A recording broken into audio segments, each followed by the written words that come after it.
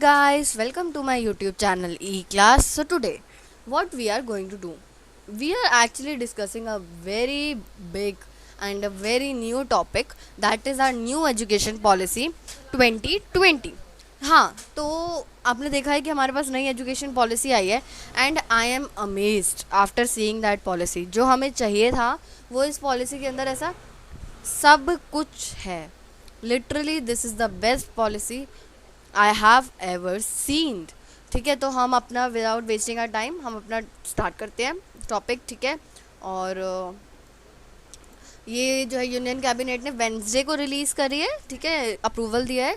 तो let's start new education policy. ठीक है, सबसे पहला पॉइंट इसका कि इन्होंने ह्यूमन रिसोर्स एंड डेवलपमेंट को चेंज करके मिनिस्ट्री ऑफ एजुकेशन कर दिया है. I mean they have change renamed it. ठीक है, और हम अपना पॉलिसी पे जाते हैं. इतना कुछ हमारे लिए है नहीं अभी उसमें. तो नेक्स्ट, ये इस पॉलिसी के अंदर so without wasting our time हम अपने सीधा पॉलिसी पे जाते हैं. ठीक है, तो अपनी पॉलिसी जो है ये बार की बहुत अच्छी है. मतलब देर आए दुरुस्त आए, लेकिन कुछ ज़्यादा ही लेट आए, बट कोई बात नहीं, एटलीस्ट चेंजेस आए. ठीक है, तो हमने देखा कि इस बार जो है अब जो है बोर्ड्स पे, जैसे हम पहले कहते थे ना बोर्ड्स ये हैं बोर्ड्स वो हैं, बट नहीं, अब इन्होंने चेंज कर दिया है. बोर्ड्स को इन्होंने इवॉल्व किया है. अब जो है मेन फोकस बच्चों की नॉलेज पे है. बोर्ड्स पे स्ट्रेस कम किया है, क्योंकि आपको पता है कितना बच्चे स्ट्रेस्ड हो जाते हैं और नॉलेज पे ध्यान नहीं देते. They focus on marks. ठीक है, अब एक एक तो ये और एक कॉमन कॉलेज टेस्ट होगा एडमिशन के लिए. ठीक है, और अब हम इस पे आते हैं अपने मेन जो हमारे पॉइंट्स जिसमें कवर हो जाएंगे. पहले 10+2 था, 10th क्लास, फिर 11th एंड 12th ऐसे डिवाइडेड था. अब हो गया 5+3+4+4. ठीक है, ये हमारा नया है. पहले जो स्ट्रक्चर था या अभी भी है, क्योंकि अभी बदला नहीं है, उसको अप्लाई होने में टाइम लगेगा. ठीक है, लेकिन अभी 10+2 स्ट्रक्चर है, लेकिन अब जो स्ट्रक्चर आने वाला है वो है 5+3+3+4. 5 years is of foundation education. Foundation education हो गई हमारी UKG और LKG, play way, first and second. उसके बाद सेकेंड तक हो गया. फिर इसमें क्या होगा, मेन बेसिकली बच्चों को पढ़ना सिखाएंगे, या फिर जो छोटी छोटी एक्टिविटीज़ होती है उनको मेंटली ग्रो करना सिखाएंगे. उसके बाद 3 ऑफ प्रिपरेटरी. सेकंड के बाद थर्ड, फोर्थ एंड फिफ्थ, ये हमारी हो गई प्रिपरेटरी. इसके अंदर मतलब जैसे नॉर्मल बेसिक जो होता है, जैसे खेल कूद के साथ उनको लर्न करना सिखाएंगे, उनको वैल्यू सिखाएंगे. नेक्स्ट 3 ऑफ मिडल, हम 6, 7, 8. अब इसमें क्या है, हमारा लैंग्वेज आ गई. इसमें हमें रीजनल लैंग्वेजेस जो है बच्चों को पढ़ाई जाएगी.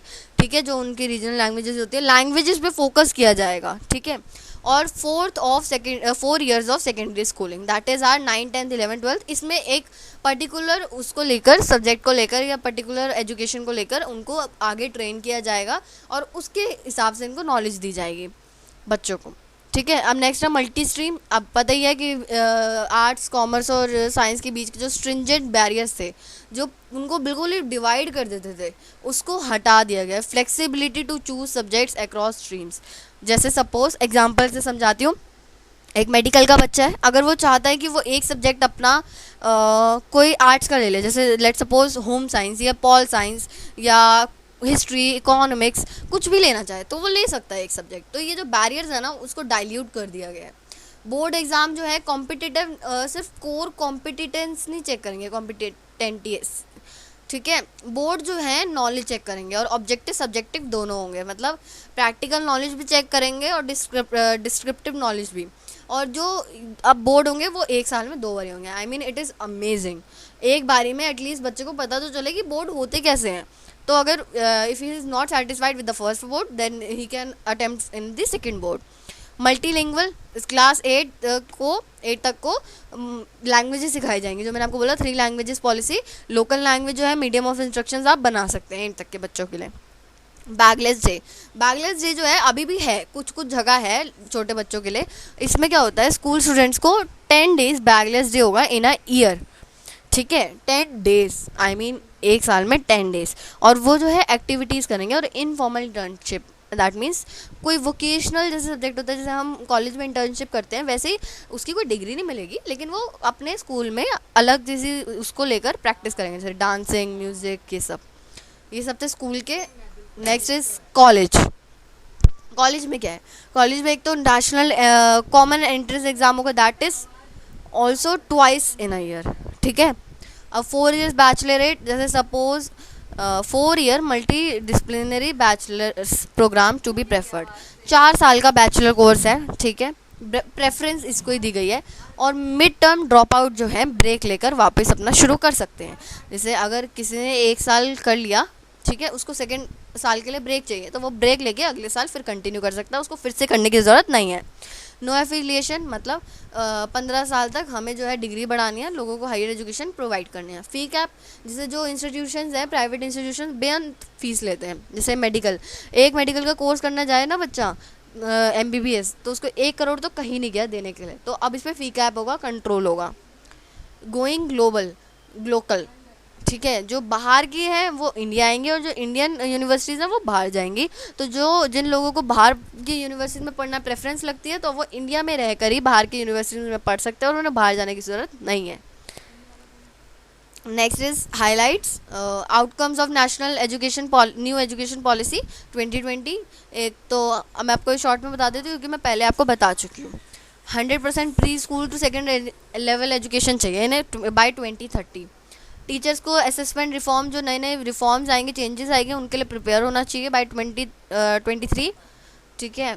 और बोर्ड एग्ज़ाम जो है कॉन्सेप्ट और नॉलेज वो उसको चेक करेंगे, ठीक है। Every child will come out to school adept in at least one knowledge, at least one knowledge उनको लेनी होगी, जैसे डांसिंग और सिंगिंग, कुछ भी, कुकिंग, तो नॉलेज पे अब ज़्यादा ध्यान दिया जाएगा।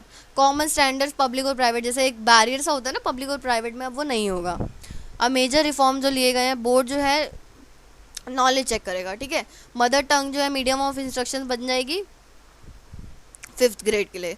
रिपोर्ट कार्ड जो है मार्क्स तो चेक करेंगे ही करेंगी, लेकिन वो उससे ज़्यादा स्किल्स और कैपेबिलिटीज़ पे फोकस करेंगी। बेसिक लिटरेसी बढ़ानी है और न्यूमेरिसी इन द सेंस हमें नंबर बढ़ाने हैं हायर एजुकेशन के लिए, ठीक है।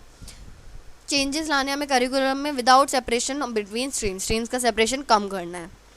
सेपरेशन जो है वोकल और एकेडमिक्स इन सब में जो होता था उसको रिमूव करना है, जैसे हम वोकल वोकेशनल बहुत स्कूलों में नहीं होती, एकेडमिक होती है, तो उसको कम करना है, ये बैरियर्स नहीं होने चाहिए, और वोकेशनल कंपलसरी होना चाहिए।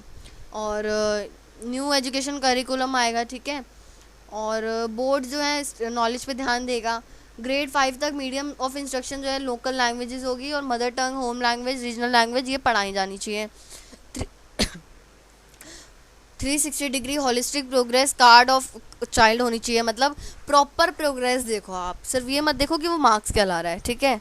और main is book promotional policies आएंगी और डिजिटल लाइब्रेरीज, लाइब्रेरीज आएंगी हमारी। और 5+3+3+4 सिस्टम आ गया हमारा, ठीक है। और आर्ट्स और साइंस की सेपरेशन अब कम कर दिया है, ठीक है। और अगर कोई चाहे तो उनकी सब्जेक्ट भी ले सकता है। एजुकेशन है, गिफ्टेड चिल्ड्रन सबको एजुकेशन मिलनी चाहिए। जेंडर इंक्लूजन फंड, जैसे गर्ल्स के लिए जो फंड्स होते हैं वो होने चाहिए। और vocational integration from class 6 onwards, 6 के ऑनवर्ड्स हमें कोई वोकेशनल सब्जेक्ट लेना होगा। यूज़ ऑफ टेक्नोलॉजी बढ़ेगी, एजुकेशन प्लानिंग अच्छे से हो गई, टीचर्स को असेसमेंट के बारे में पता होना चाहिए कि क्या नया सिस्टम आएगा। और दिव्यांग फ्रेंडली एजुकेशन सॉफ्टवेयर आएगा। और कंटेंट जो है रीजनल लैंग्वेजेस में होगा, ठीक है, जो हमारा इलेक्ट्रॉनिक कंटेंट होता है, अगर कोई चाहे तो उसमें भी कोर्स प्रोवाइड कर ले सकता है। वर्चुअल लैब्स होंगे, जैसे कुछ कॉलेजेस में लैब्स नहीं होती तो वहाँ पे जो है वर्चुअल लैब्स होंगी, ठीक है। न्यू एजुकेशन पॉलिसी आ जाएगी, टेक्नोलॉजी फॉरम न्यू सिस्टम है एक्चुअली ये, ठीक है।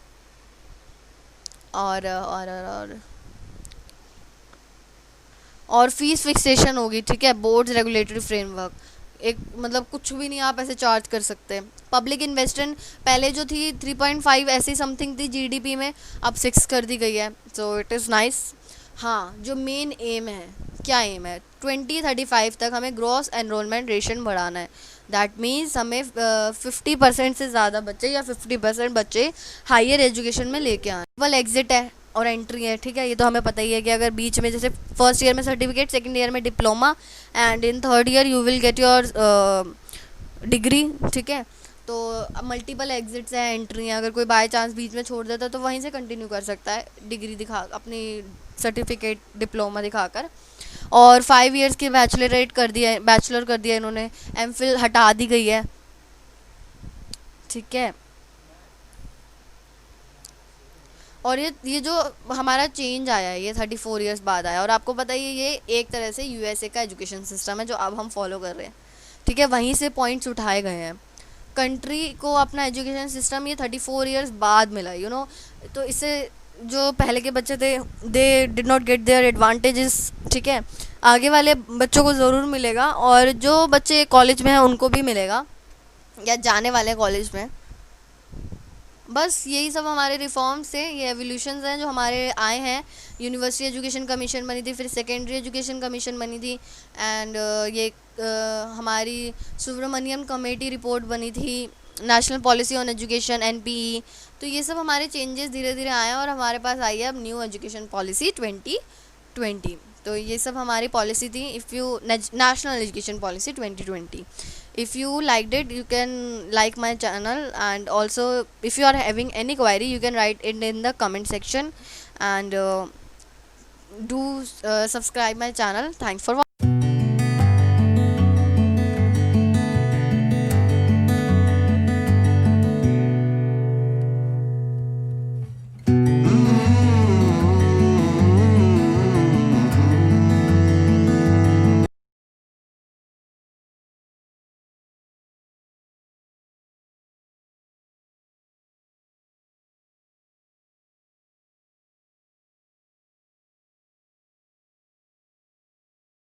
Watching.